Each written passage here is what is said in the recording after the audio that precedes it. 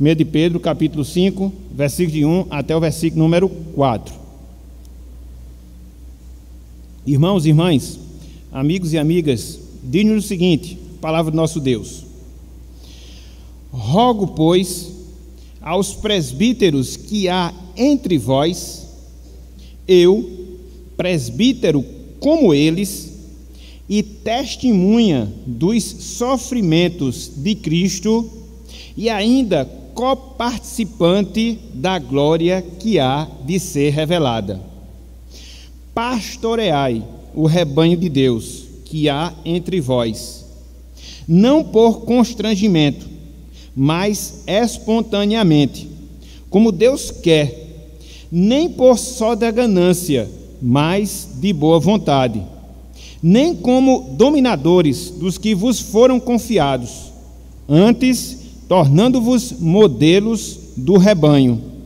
Ora, logo que o Supremo Pastor se manifestar, recebereis a inacessível coroa da glória. Até aqui, até o versículo 4. Que o Senhor nos abençoe e que Ele aplique a sua santa palavra em nossos corações. Amém.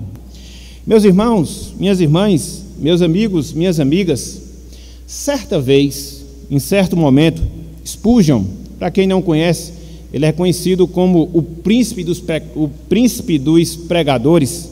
Certa vez, Spurgeon estava em companhia dos seus alunos, na sua escola de pastores, no seu seminário.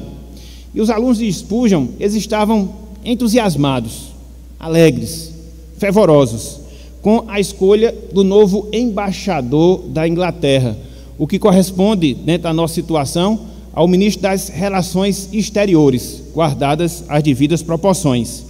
E aí, aqueles alunos de Spurgeon, eles estavam falando do privilégio, eles estavam narrando a importância desse cargo de você ser embaixador da coroa inglesa, da coroa da Inglaterra.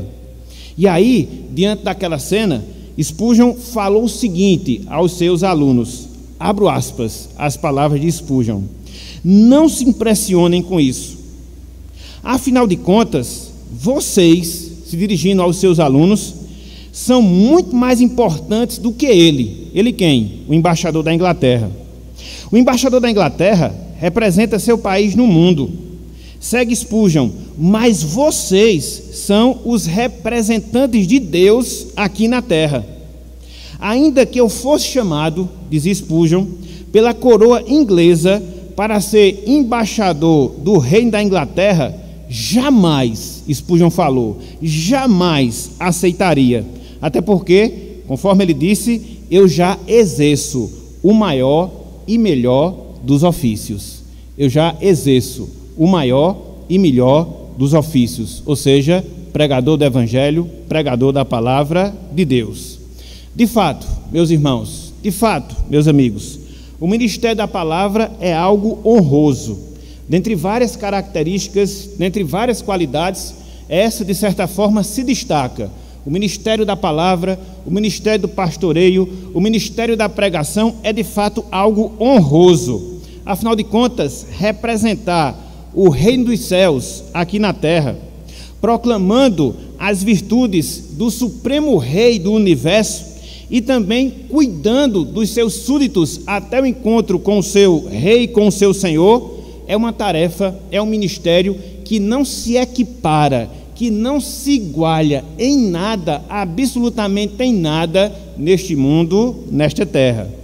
Todavia, meus irmãos, todavia, meus amigos, junto com os privilégios, e no caso específico, junto com os privilégios ministeriais, estão também as responsabilidades do ministério, estão também as responsabilidades do trabalho que nós realizamos em favor de Deus, em favor da sua casa aqui na terra.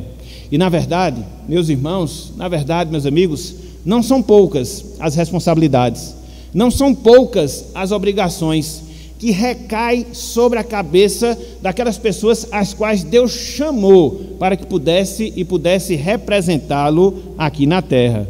Muitas vezes as pessoas até almejam o ministério em busca das glórias humanas, que de certa forma ele traz. Contudo, a gente não pode esquecer Todavia, a gente não pode deixar de lembrar que o ministério, ele tem os seus privilégios, mas ele tem muito mais as suas obrigações, as suas responsabilidades. Diante disso, meus irmãos, diante disso, meus amigos, a gente se depara com esse texto que nós acabamos de ler. 1 de Pedro, capítulo 5, versículos de 1 até o versículo 4. Até porque é justamente disto que Pedro está falando. É justamente disto que Pedro está ensinando nessa parte final da sua carta àqueles irmãos. Ou seja, acerca das obrigações, ou seja, acerca das responsabilidades que recai sobre o ministro cristão, que recai sobre o ministro do Evangelho.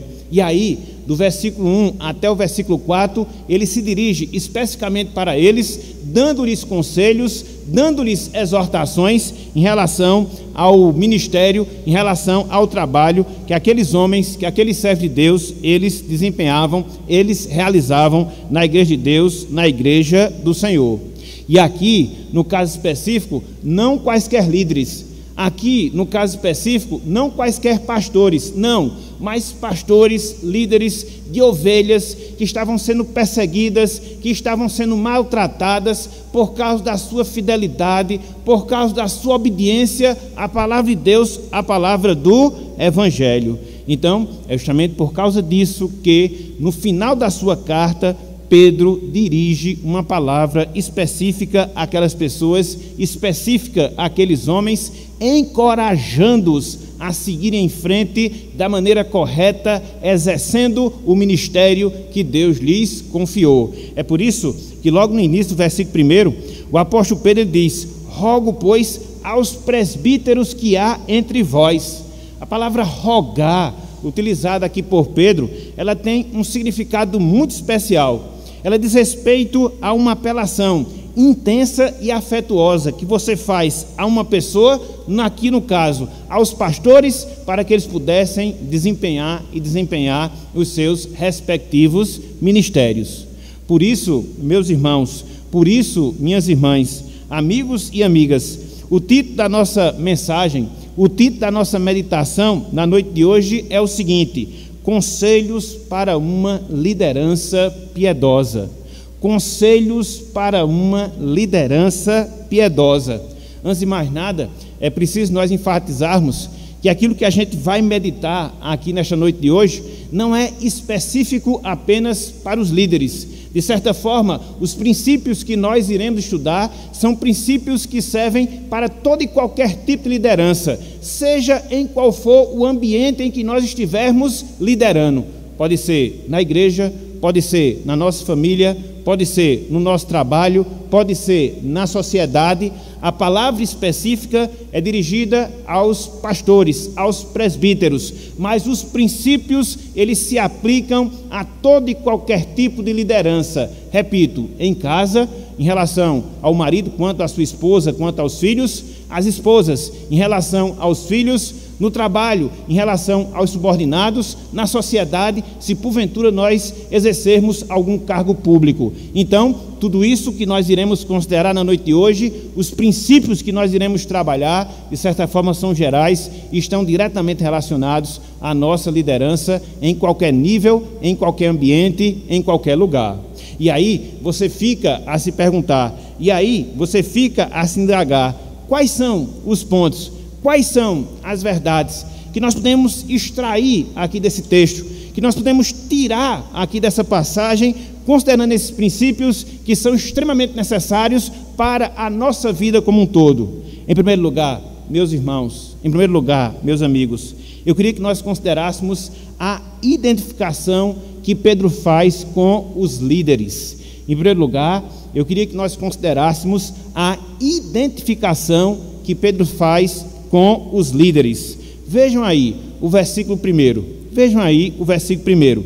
Diz-nos o seguinte, a palavra de Deus, diz-nos o seguinte, a palavra do Senhor: rogo, pois, aos presbíteros que há entre vós. Eu, dizia Pedro, presbítero como eles, e testemunha dos sofrimentos de Cristo, e ainda coparticipante da glória que há de ser revelada. É interessante, meus irmãos, é interessante, meus amigos, que não obstante ser apóstolo, como Pedro era, não obstante ser um apóstolo chamado pelo Senhor Jesus Cristo pessoalmente, e de ter convivido com Cristo ao longo dos seus 3 anos de ministério, aqui nesse trecho, sobretudo aqui no versículo 1, Pedro ele se coloca na mesma condição das pessoas para as quais ele iria falar, as pessoas às quais ele ia aconselhar. Veja só que coisa interessante, veja só que coisa importante. Pedro ele era um apóstolo, e não obstante essa sua condição diferenciada, ele se nivela na mesma condição, na mesma situação das pessoas para as quais ele iria falar, das pessoas que ele iria aconselhar. Então, movido por humildade, movido por amor, Pedro ele se coloca na mesma posição dos seus exortados. É por isso que ele fala: eu, presbítero, com eles, ou eu, presbítero, como eles. Apesar, conforme nós dissemos, de ser apóstolo, a quem Deus havia chamado para desempenhar uma função especial, e Pedro ele desempenhava, até porque ele era líder da religião cristã, no seu sentido mais universal. Pedro aqui ele fala como se fosse um pastor local. Pedro aqui ele fala como se fosse um presbítero de uma igreja local. A palavra presbítero que nós encontramos aqui nesse trecho, literalmente falando, significa ancião. Diz respeito àquelas pessoas mais amadurecidas, espiritualmente falando, na igreja de Cristo. É o ofício que nós temos de presbítero, é o ofício que nós temos de pessoas que ajudam no pastoreio, o desenvolvimento do rebanho, ou o pastoreio do rebanho da igreja de Deus aqui na terra. Então, veja que Pedro ele se coloca nessa mesma situação. Eu não sou apóstolo, pelo menos agora. Eu falo como se fosse um presbítero. Eu falo como se fosse um ancião. Eu falo como se fosse uma pessoa experimentada, amadurecida na fé, a pessoas que também são experimentadas, amadurecidas na fé, a quem Deus as chamou para que elas pudessem pastorear a sua igreja aqui na terra. Então, Pedro ele se identifica com aquelas pessoas. Pedro ele se iguala àquelas pessoas. Pedro ele se coloca como um presbítero de uma igreja local. E aí quando nós consideramos, meus irmãos, e aí quando nós consideramos, minhas irmãs, a gente aprende aqui nesse versículo 1 uma verdade. A gente aprende aqui nesse versículo 1 um princípio para as nossas vidas. Que verdade é? Que princípio é? A nossa maturidade espiritual, ela produz humildade. A nossa maturidade espiritual, ela produz humildade. Quando Pedro, ele escreveu essas palavras que nós temos aqui diante de nós, ele era um senhor com aproximadamente 62 anos de idade. Aproximadamente 62 anos de idade. Pedro, ele já havia experimentado muita coisa ao longo da sua vida. Experiências positivas, experiências negativas. Então, tudo isso que ele passou, todo esse processo que ele vivenciou, desde que conheceu a Cristo, chegando nesse momento em que ele estava escrevendo essa carta, serviu para alguma coisa, serviu para desenvolver a humildade do apóstolo Pedro. É interessante porque quando você compara o Pedro dos evangelhos, e quando você faz uma análise acerca desse Pedro que escreve não só a primeira carta, mas também a segunda carta, você vê uma nítida transformação, você vê uma nítida diferença. Aquele Pedro que se arrogava, aquele Pedro que era incontido, agora não, passa a ser alguém mais amoroso, mais consciente, mais sábio, mais equilibrado e aqui mais humilde, por causa da forma, por causa da maneira através da qual ele se dirige para aqueles presbíteros. Então, é essa a verdade. Então, é esse o princípio que nós podemos extrair aqui dessa passagem. Quando nós, meus irmãos, quando nós, minhas irmãs, andamos com Deus, quando nós desenvolvemos a nossa jornada cristã, quando nós aprofundamos a nossa comunhão com o Senhor, isso acontece ao longo da nossa vida, através das experiências positivas, através das experiências negativas, que via de regra nós experimentamos ao longo da jornada, nós podemos ser pessoas assim, humildes, conscientes de quem nós somos, conscientes da dependência que nós devemos ter de Deus. E foi justamente essa compreensão, era justamente esse comportamento que o apóstolo Pedro ele demonstrou nessa passagem. Por isso, meus irmãos, por isso, minhas irmãs, desenvolvamos a nossa maturidade espiritual. Para quê? Para que nós possamos revelar um caráter humilde em nossas vidas, conforme nós estamos estudando nas bem-aventuranças. Na verdade, é a primeira delas: bem-aventurados os humildes de espírito. Contudo, isso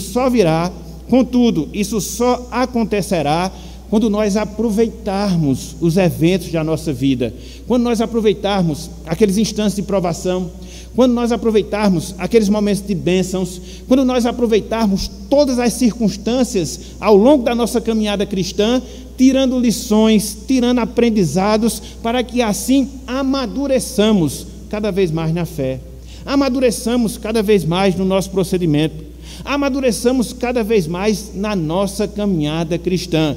Isso leva tempo, sim. Isso é resultado das nossas experiências, sim. Mas é algo, meus irmãos, é algo, minhas irmãs, que Deus, na sua providência, dispõe para cada um de nós, para que nós possamos nos deparar com essas coisas, para que nós possamos passar por essas coisas, para que nós possamos experimentar essas coisas e assim podermos crescer na maturidade. Como consequência, podermos desenvolver um caráter humilde em nossas vidas, tirando um pouco o orgulho do nosso coração, afastando-nos um pouco da nossa soberba, da nossa vanglória e se colocando cada vez mais na dependência de Deus, se colocando cada vez mais em submissão ao Senhor, para que Deus ele trabalhe continuamente, para que Deus ele trabalhe poderosamente nas nossas vidas e através delas, das nossas vidas, o nome de Deus ele venha a ser glorificado.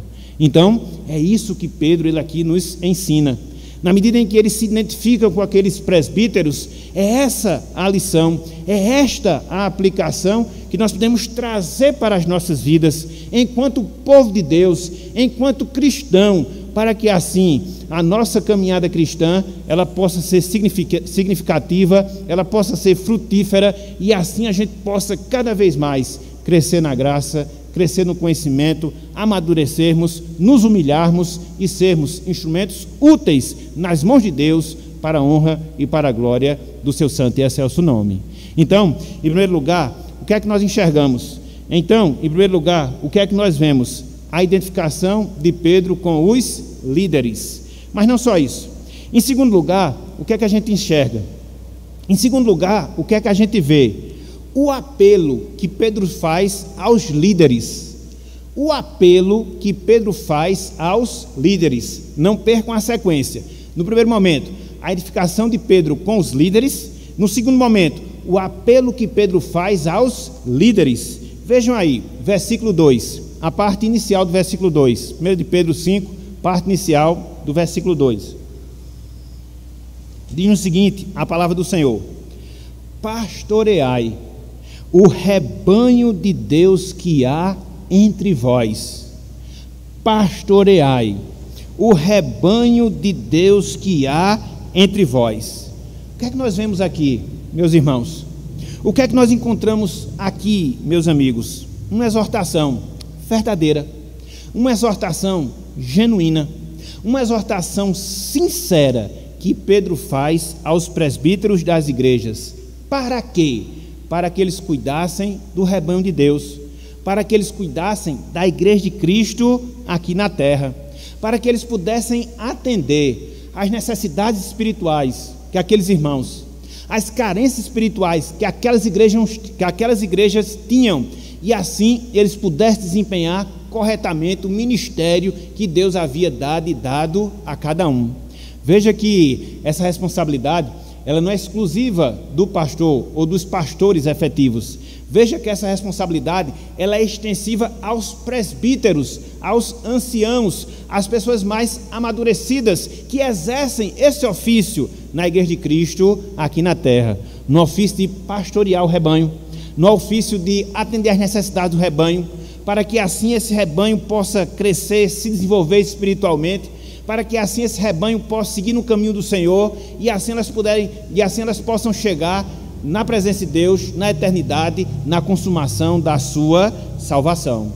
Mas aí nós podemos nos perguntar, quais são as exortações que Pedro faz?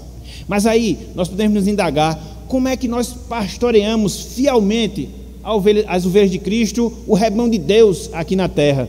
Quais são os conselhos? Quais são as orientações? Quais são as palavras que Pedro dá àqueles presbíteros de como eles deviam liderar a igreja de Cristo, o rebanho de Deus aqui na terra? São pelo menos 3 orientações, são pelo menos 3 conselhos que nós passaremos a considerá-los cada um a partir de agora. Em primeiro lugar, meus irmãos, em primeiro lugar, meus amigos, aqueles presbíteros, aqueles pastores, para que eles pudessem pastorear o rebanho de Deus, eles deveriam liderar voluntariamente. Eles precisavam liderar voluntariamente. É o que a gente encontra no restante do versículo 2. Olhem só o que Pedro diz aqui. Ele fala, na parte inicial, pastoreai o rebanho de Deus que há entre vós, e aí ele especifica, não por constrangimento, veja, mas espontaneamente, como Deus quer. Então, o que Pedro ensina aqui nesse trecho, o que Pedro ensina aqui nessa passagem, é que o pastoreio da igreja de Cristo, o pastoreio do rebanho de Deus, ele deve ser feito, ele deve ser realizado não por imposição, mas ele deve ser voluntário. O pastoreio da igreja de Deus não pode ser feito por imposição, mas deve ser uma postura voluntária, uma conduta voluntária dos respectivos pastores. Ninguém, meus irmãos, ninguém, minhas irmãs, deve ser constrangido a exercer o ministério pastoral. O ministério pastoral, ele deve ser feito espontaneamente, com o propósito, com o objetivo, com a meta de agradar a Deus. Com isso, o apóstolo Pedro, através desse conselho que nós temos aqui diante de nós, ele procura combater a preguiça junto à liderança da igreja. Então, para que isso acontecesse, eles precisavam ser voluntários. Para que isso ocorresse, eles deveriam exercer o ministério com voluntariedade, com disposição, com amor, com paixão, para que assim eles pudessem demonstrar a gratidão a Deus, a gratidão ao Senhor. Quando nós consideramos essa passagem, a gente percebe aqui uma outra lição.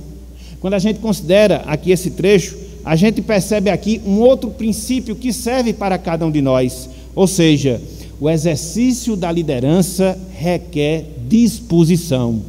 O exercício da liderança, ele requer disposição. Não seremos, meus irmãos, não seremos, minhas irmãs, bem-sucedidos na liderança que porventura nós exercermos em qualquer âmbito, em qualquer aspecto da nossa vida, se nós não tivermos disposição, se nós não tivermos interesse, se nós não formos dispostos para realizar a incumbência que nós temos sobre nós.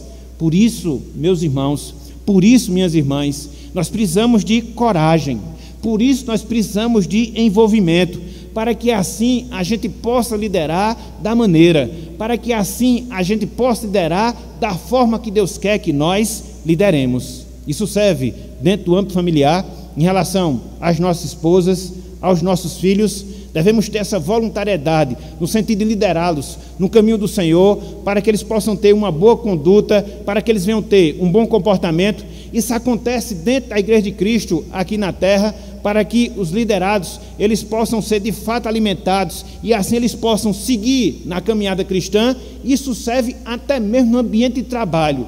Precisamos ser voluntários, dispostos, termos paixão com aquilo para o qual Deus nos chamou, para que através do exercício da nossa liderança, o nome de Deus, ele venha a ser glorificado no nosso meio. Então, qual é o primeiro conselho? Então, qual é a primeira orientação que Pedro dá aos pastores e que serve de princípio para nós no exercício da nossa liderança? Nós devemos liderar e liderar voluntariamente. Mas não só isso. Em segundo lugar, nós precisamos liderar prestativamente. Em segundo lugar, nós precisamos liderar prestativamente. Veja o que nós encontramos aí. Veja o que nós encontramos aí no versículo 2, a partezinha final do versículo 2. Pedro assim diz, Pedro assim ele escreve: nem por sorte da ganância mas de boa vontade. Nem por sorte da ganância, mas de boa vontade. Além da disposição que nós falamos agora há pouco, Pedro aconselha os líderes da igreja que exerçam seus cargos de boa vontade. Pedro, ele aconselha aos líderes da igreja a que exerçam os seus cargos de boa vontade. Essa orientação, esse conselho que Pedro aqui dá àqueles líderes é um alerta contra um segundo perigo. Que perigo? O perigo da cobiça. Então, a expressão sorte da ganância que nós encontramos aqui traz a ideia de uma ganância indigna, traz a ideia de uma ganância mesquinha, traz a ideia de um lucro desavergonhado, desonesto. Então, não era isso que Pedro queria para a sua liderança. Liderem com prestatividade e não movido por determinada vontade de ganhar, no seu sentido material, no seu sentido financeiro, de maneira ilícita. Não, jamais. Então, Pedro, ele está trabalhando a motivação correta que deveria haver, a motivação correta que deveria existir no coração daqueles pastores para que eles fossem fiéis a Deus e assim pudessem pastorear fielmente a igreja de Deus aqui na terra, sem ganância, sem visar o lucro, mas de boa vontade, espontaneamente, de maneira prestativa, conforme a vontade de Deus, conforme a vontade do Senhor. E isto, meus irmãos, e isto, minhas irmãs, nos leva a uma outra verdade, nos leva a um outro princípio para as nossas vidas, ou seja, o exercício de liderança, ele exige de nós doação. O exercício de liderança, ele exige de nós doação. Quando nós somos líderes em qualquer ambiente, quando nós somos líderes em qualquer aspecto da nossa vida, existe essa exigência que recai sobre nós. Devemos nos dar, devemos nos doar. Doar muitas vezes a nossa reputação, doar em outros momentos o nosso tempo, doar em outros instantes o nosso esforço, doar em outras circunstâncias a nossa saúde, doar os nossos dons, doar os nossos talentos. É assim que a gente exerce a nossa liderança na nossa vida. Mais ou menos foi como Cristo fez. Mais ou menos foi como Cristo, ele nos deu o exemplo. Ele se deu inclusive a sua própria vida. Então, muitas vezes a gente tem uma inversão de valores. E muitas vezes a gente percebe que liderança é só mandar, só mandar, só mandar. É só se beneficiar, se beneficiar, se beneficiar. Não, meus irmãos. Não, minhas irmãs, jamais. Liderança que a liderança, ela se dá. Liderança que a liderança, ela se doa. Esse é o verdadeiro tipo de liderança, este é o verdadeiro exercício de liderança que nós encontramos na palavra de Deus, na palavra do Senhor.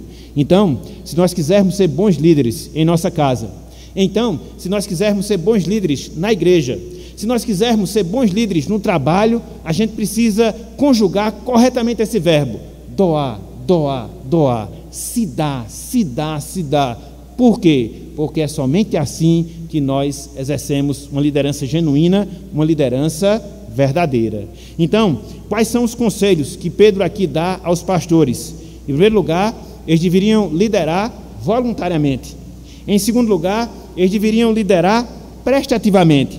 Mas não só isso. Em terceiro lugar, eles deveriam liderar referencialmente. Eles deveriam liderar referencialmente. Veja aí o que nós encontramos no versículo 3. 1 de Pedro, capítulo 5, versículo 3. Diz o seguinte, a palavra de Deus diz o seguinte, a palavra do Senhor: nem como dominadores dos que vos foram confiados. Veja agora. Antes, tornando-vos modelo para quem? Ou de quem? Do rebanho. Tornando-vos modelos do rebanho. Então, depois de Pedro avisar acerca do perigo da preguiça, depois de Pedro avisar acerca do perigo da cobiça, ele alerta aos líderes, ele alerta aos presbíteros a serem modelos para os seus liderados. Pedro, ele exorta a liderança a que ela fosse modelo para quem? Modelo para os seus liderados. Essa palavra modelo que nós encontramos aqui no versículo 3, ela tem um significado bem específico, ela tem um significado bem peculiar, ela tem a ver com molde. Na verdade, era a palavra que descrevia a marca que você faz quando você bate em alguma coisa. Às vezes acontece isso, né? Às vezes você sofre uma pancada e fica no seu corpo a marca do objeto em que você sofreu a pancada. É daqui que se extrai essa palavra molde, que o apóstolo Pedro, ele coloca aqui diante de nós. Então, no desejo do apóstolo, os presbíteros, eles deveriam ser exemplo para a igreja. Exemplo de quê? Exemplo de temor. Exemplo de quê? Exemplo de santidade. Exemplo de quê? Exemplo de piedade. Exemplo de quê? De amor, de prestatividade, de voluntariedade, de disposição, de empenho, enfim, de tudo que era necessário para que eles fossem modelo, para que eles fossem liderança, para que eles fossem referência para os seus liderados. Então, uma vez que eles estavam à frente da igreja de Deus, uma vez que eles estavam à frente do rebanho de Deus, eles deveriam ter essa consciência, eles deveriam ter esse entendimento. Eles exerciam a liderança? Sim. Eles estavam conduzindo a vida das pessoas? Sim.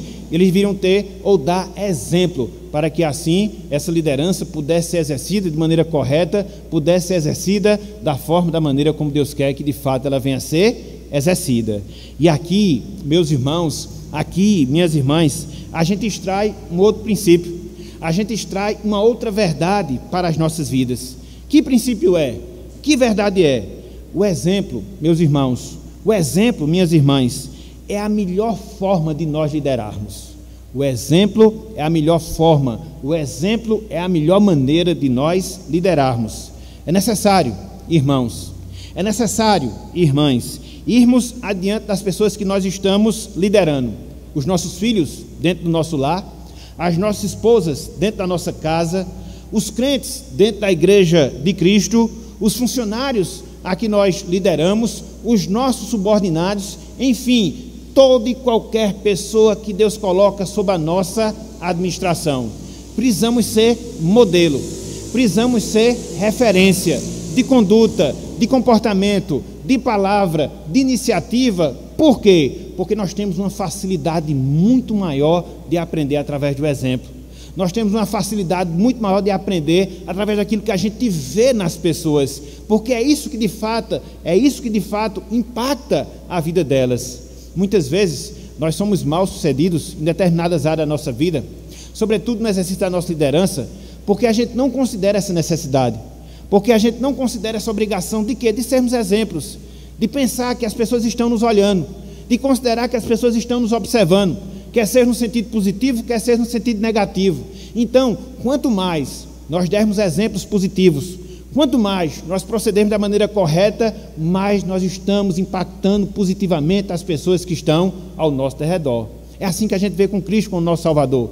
É assim que a gente vê em nossas vidas, em todo e qualquer ambiente que porventura nós estivermos. Então, é assim também que Deus quer que nós lideremos, sendo referência, sendo modelo, sendo padrão a ser seguido, a ser observado. Então, você encontra aqui três formas. Então, você encontra aqui três maneiras de exercer a liderança: de maneira voluntária, de forma prestativa e também de forma referencial. E diante disso, meus irmãos, diante disso, minhas irmãs, o que é que fica de aplicação para nós? O que é que fica de vivência para nós? Tenhamos na pessoa de Cristo o modelo perfeito de liderança em relação às nossas vidas, porque Cristo é o nosso Salvador e Ele tem disposição, como de fato teve disposição para nos salvar. Cristo, Ele é o exemplo perfeito de liderança. Por quê? Porque Ele se prestou e se presta a nos auxiliar. Quando nós olhamos essa qualidade da pessoa de Cristo, a gente percebe justamente isso.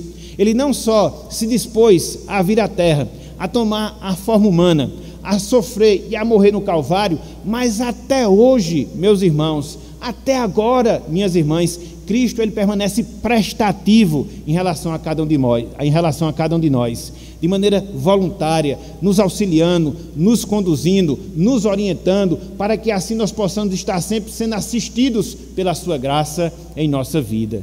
Cristo é o modelo perfeito de liderança, porque Ele é o exemplo perfeito para cada um de nós. exemplo de temor, exemplo de santidade, exemplo de sujeição, exemplo de obediência a Deus, que jamais pode ser igualado, jamais pode ser suplantado por qualquer outra pessoa.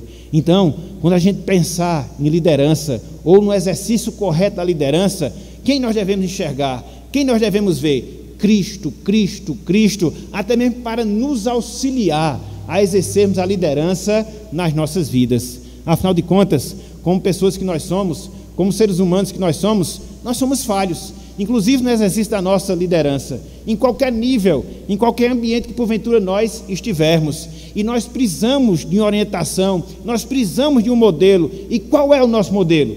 É Cristo Jesus, aquele que lidera voluntariamente, aquele que lidera prestativamente, aquele que lidera de maneira exemplar, para que nós possamos ter nele o modelo perfeito de liderança. Louvado seja Deus, louvado seja o Senhor, que até nisso, meus irmãos, até nisso, minhas irmãs, nós não somos desassistidos, até mesmo na condução da nossa liderança, até mesmo na condução do exercício da liderança, nós temos Cristo como exemplo perfeito para as nossas vidas. Louvado seja Deus, louvado seja o Senhor. Então, no primeiro momento, o que é que nós temos aqui nesse texto? Pedro, ele se identificando com os líderes.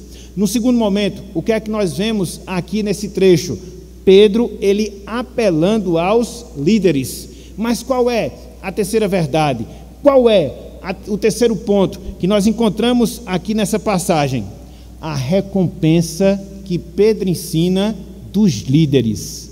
A recompensa que Pedro ensina dos líderes. Qual a recompensa que um líder tem? Qual a recompensa que um líder receberá, uma vez que ele for fiel no exercício da sua liderança? Pedro diz, Pedro fala, aonde? Versículo 4, abram aí por favor, 1 de Pedro capítulo 5, versículo 4, diz o seguinte, a palavra do nosso Deus: ora, logo que o Supremo Pastor se manifestar, recebereis a inacessível coroa da glória. Logo que o Supremo Pastor se manifestar, recebereis a inacessível coroa da glória. O que é que nós encontramos aqui nesse trecho? O que é que nós encontramos aqui nesse verso? O destaque, meus irmãos, o destaque, minhas irmãs, que Pedro faz acerca do prêmio a ser recebido pelos líderes que desempenharem fielmente os seus ministérios de liderança, o prêmio que nós iremos receber. Pedro, ele fala aqui de uma coroa gloriosa, uma inacessível coroa de glória. Vale a pena aqui nós chamarmos a atenção para o significado da palavra inacessível que nós temos aqui nesse trecho. Literalmente falando, significa algo que permanece para sempre. Literalmente falando, significa algo que permanece eternamente. Então, esse é o prêmio que os líderes irão receber. No caso aqui específico, os presbíteros irão receber. Ou seja, eles vão receber uma coroa que é gloriosa. Mas não é uma glória temporária, que existe hoje, não existe amanhã. Não é uma glória que tem tempo limitado de permanecer no estado de glorificação. Não, mas é uma glória eterna, para todo sempre, continuamente, indefinidamente. É essa a coroa que Deus ele tem preparada para aquelas pessoas, para os seus ministros, para os seus presbíteros que forem fiéis no exercício dos seus ministérios. É interessante porque quando você olha aqui para esse texto, é interessante aqui quando você olha aqui para essa passagem, Pedro dá mais duas outras informações em relação a esse prêmio. Em primeiro lugar, Pedro diz quem vai nos dar esse prêmio, ou seja, o doador desse prêmio. E Pedro também nos diz quando é que esse prêmio ele vai ser dado aos ministros, aos presbíteros que forem fiéis. Quem é o doador desse prêmio? Ele fala, o próprio Senhor Jesus Cristo. Aqui ele chama aqui de Supremo Pastor. Essa expressão Supremo Pastor, que nós encontramos no versículo 4, literalmente falando, significa o primeiro e maior pastor. O primeiro e maior pastor. E quando é que ele vai nos dar esse prêmio? Quando é que ele vai nos dar a recompensa pela fidelidade do nosso ministério? Quando?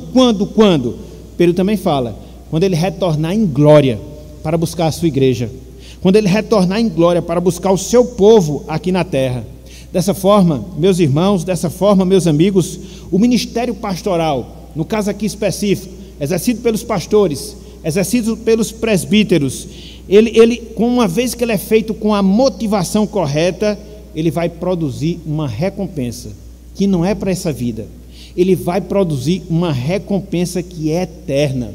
Ele vai reproduzir essa circunstância em que o próprio Supremo Pastor irá nos premiar pela nossa dedicação, pelo nosso zelo, pela nossa fidelidade, pelo nosso temor, pela nossa sujeição, enfim, por tudo aquilo que nós tivermos feito corretamente no exercício do ministério para o qual Deus Ele nos chamou.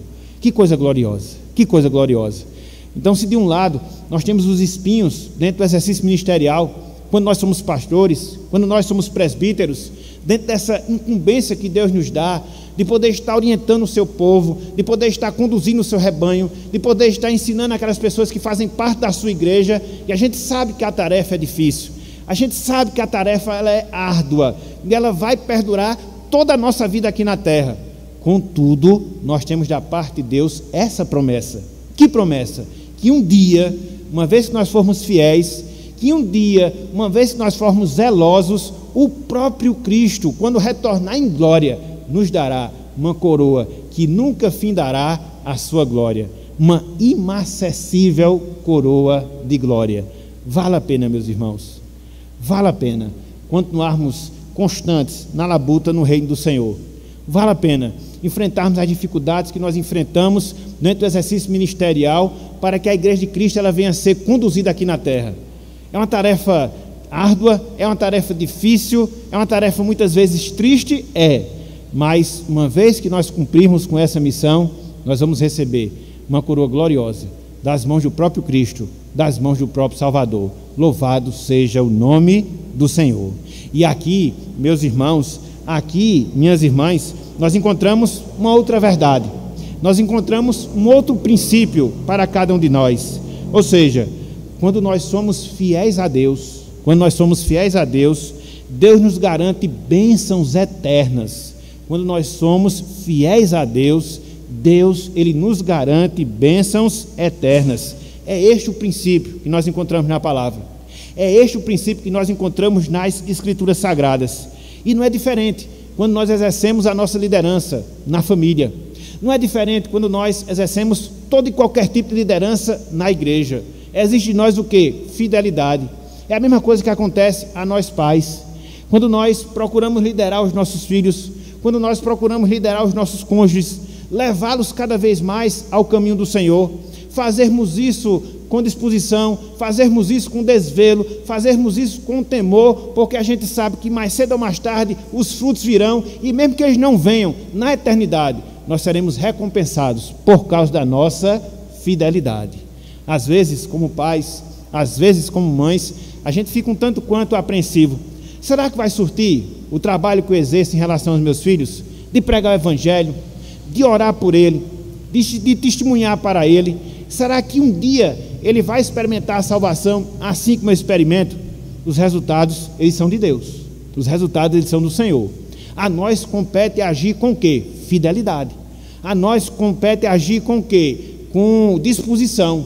Para quê? Para que, conforme a vontade de Deus, Ele esteja produzindo a sua boa obra no coração dos nossos familiares. E assim Ele possa produzir salvação, e assim Ele possa gerar salvação, redenção, reconciliação com Ele, para que desta forma a sua salvação possa atingir não só a nós, mas também toda a nossa casa, por de certa forma é uma promessa de Deus em relação a cada um de nós. Eu me apego muito àquele texto lá de Atos dos Apóstolos, logo na pregação do Pentecoste, porque a promessa de salvação não era só para os apóstolos, nem tampouco para aquela geração, mas também para os seus filhos. Então, é a nossa responsabilidade enquanto pais, é o nosso compromisso enquanto mães, de que sermos zelosos, liderarmos, conduzirmos os nossos de maneira fiel, esperando em Deus, porque independente de qualquer coisa na eternidade, Deus Ele vai nos recompensar pela nossa fidelidade. Aprendamos isso, meus irmãos. Aprendamos isso, minhas irmãs, e nos estimulemos cada vez mais nesse caminho, para que assim a gente possa ver o agir de Deus em nossas vidas. Então, sejamos fiéis ao nosso chamado, sejamos fiéis ao ministério que Deus ele nos designou, enquanto pais, enquanto mães, enquanto os líderes da Igreja de Cristo aqui na terra. Façamos aquilo que Deus quer, nos sujeitemos à sua vontade, nos submetamos aos seus propósitos, mesmo que a gente não veja frutos visíveis, frutos humanos, que saibamos, que tenhamos consciência, que fomos fiéis, e no final de tudo, Deus, ele há de nos recompensar para a glória e louvor do seu santo e excelso nome. Disto podemos ter certeza. Portanto, meus irmãos, minhas irmãs, amigos e amigas, nesta noite de hoje, o que foi que nós vimos? Nós vimos o apóstolo Pedro dando alguns conselhos. Dando alguns conselhos a quem? Aos presbíteros, aos anciãos, aos mais amadurecidos espiritualmente falando, das igrejas para as quais Pedro ele está escrevendo. E o que é que ele faz? Em primeiro lugar, ele age com humildade, se identificando com os líderes. Em segundo lugar, ele dá conselhos diretos a estes líderes, para que eles liderassem com voluntariedade, com prestatividade e também de maneira referencial, sendo modelo para aqueles irmãos. E o que é que Pedro fala ainda? Da recompensa que aqueles líderes receberiam, uma vez que tivessem sido fiéis a Deus, uma vez que tivessem sido fiéis à palavra do Senhor. Contudo, antes de nós concluirmos, nós queríamos dirigir uma palavra específica àquelas pessoas que ainda não foram salvas, aquelas pessoas que ainda não experimentaram da beleza e da graça do Evangelho. Em que sentido? No sentido de chamar a sua atenção, meu amigo, no sentido de chamar a sua atenção, minha amiga, para a pessoa de Cristo, o nosso perfeito pastor. Ele é Cristo Jesus, o nosso perfeito pastor. Ele é o excelente pastor das nossas almas. Tanto é que ele foi voluntário, dando a sua vida em favor dos pecados do seu povo. Tanto é que ele foi voluntário em vir aqui à terra, em se encarnar, em viver conosco, em sofrer como pecador, para que assim ele pudesse nos dar da sua salvação, da sua redenção. Cristo, ele é o modelo perfeito de pastor, porque ele é prestativo em relação ao seu povo, de auxiliá-lo ao longo da sua caminhada, de dar tudo aquilo que é necessário para que este povo possa ser suprido espiritualmente e assim chegar salvo nas mansões celestiais. Ele é o pastor perfeito porque ele é o modelo perfeito de conduta, de comportamento, de vida diante de Deus, de vida diante do Senhor. E é deste pastor que você precisa, é deste pastor que você carece, para que você possa entregar a sua vida, para que você possa reconhecê-lo como Senhor da sua existência, para que você possa clamar perdão em relação aos seus pecados e hoje você viver uma nova vida em Cristo Jesus. E hoje, a partir de hoje, você ser conduzido por esse supremo pastor, para que assim você possa andar durante a sua existência terrena, na sua presença e na eternidade, viver eternamente com Ele para todo sempre. Então, que você se volte para Ele. Então, que você se volte para esse Cristo, reconhecendo como supremo pastor, como perfeito pastor, como condutor perfeito da sua vida, para que assim todas as bênçãos, para que assim todas as benesses do Evangelho se tornem realidade na sua vida, não só agora, mas sobretudo na eternidade. Portanto, meus irmãos, meus amigos, que o Senhor nos abençoe, que o Senhor aplique a sua palavra em nossos corações e que Ele nos auxilie ao longo da nossa caminhada, no exercício de liderança, em qualquer nível que porventura nós realizarmos, e que nós possamos fazê-lo conforme a sua palavra, para a glória do seu nome, sendo assistido por Ele, não só agora, mas para todo sempre. Então que Ele nos abençoe e que Ele seja com todos nós, desde agora e para sempre. Amém.